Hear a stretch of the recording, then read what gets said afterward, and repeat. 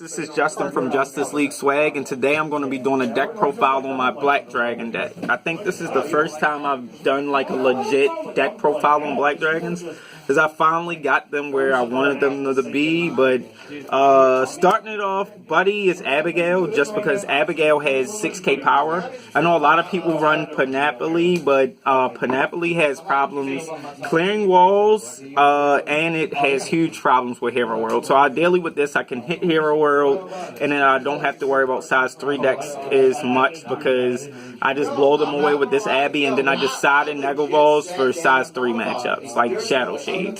Now I also run like a lot of Shadow Diver Swords, though. I think this deck is completely shiny.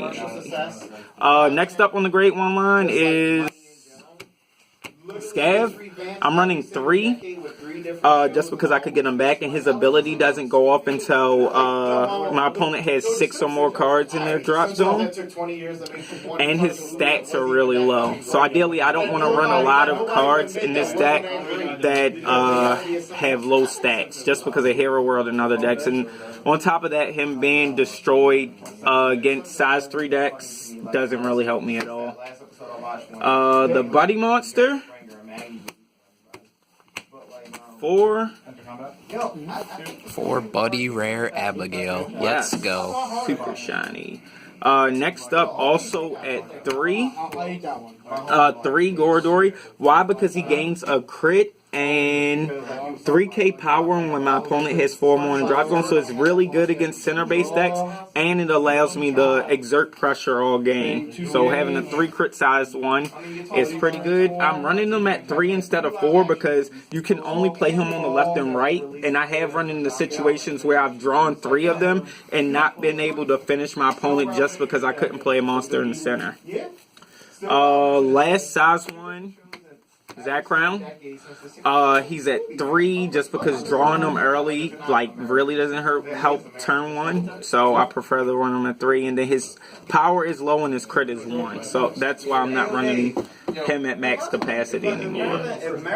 Size 2 lineup, I am running 2 Cataclysm.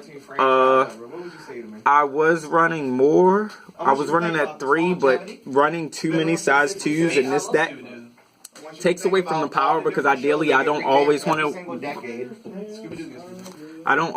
weapon, because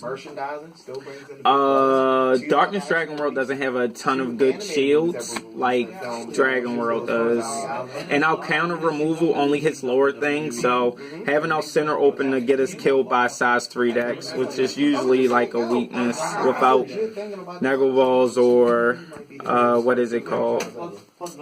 Baybard. Lastly, for the size 2 lineup, 3 Vader.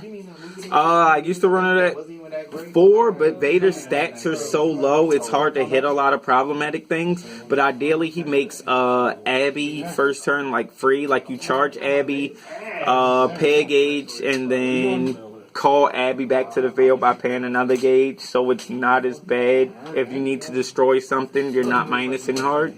And as well as getting back Scav, so you have double movers in case your opponent's playing a counter removal heavy deck. And then getting back the Shadow Diver to push for game. It's good. It's like 1 gauge to get back another monster. Size 3s. This has become like my ace in the hole. Black / Ghost Dragon. I'm running at 3. When he enters the field, you mill one of your opponent's cards.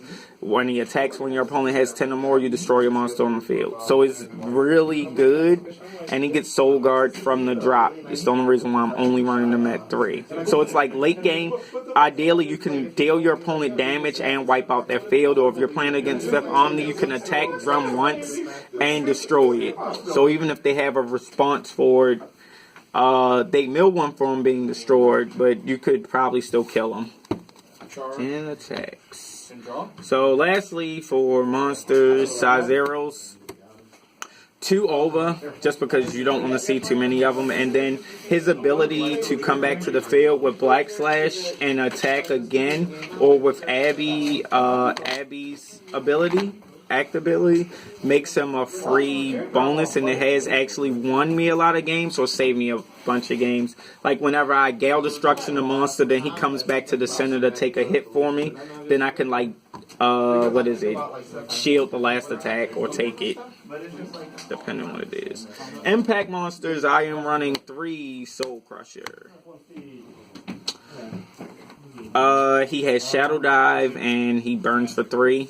He's good with Soul Guard just because of counter removal decks, and then 5th Omni is like running Death Hole isn't that great. Or running Death Hole sucks against Raging Spirits and Shadow Shade, so I don't want to run them. 3 Devil Stigma. Kill something in the center or gain a life and gauge 2. Helps out with the gauge problems of the deck.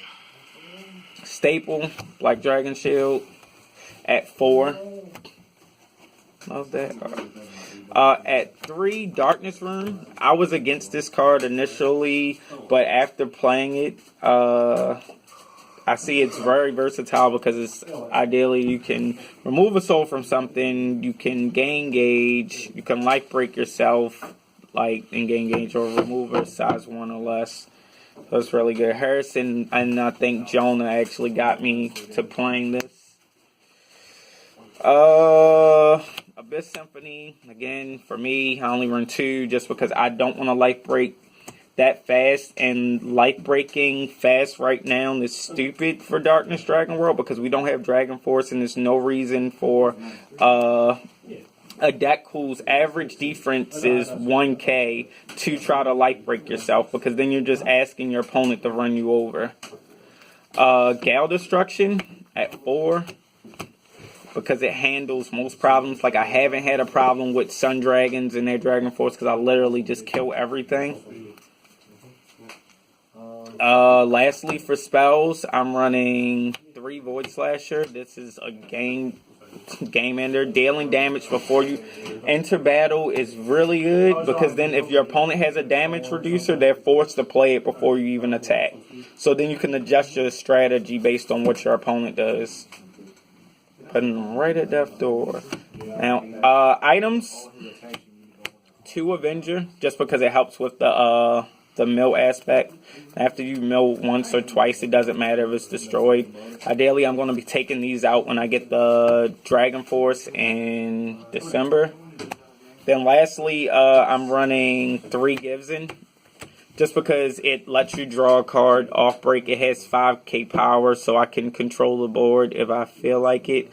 And once I play it, I'm going to get the draw off of it without having to attack like the Shadow Diving weapon. So it's pretty good to be able to draw the entire game without attacking. So that's it for my Black Dragon profile. We're going to be doing deck profiles on something else soon. Please like and subscribe.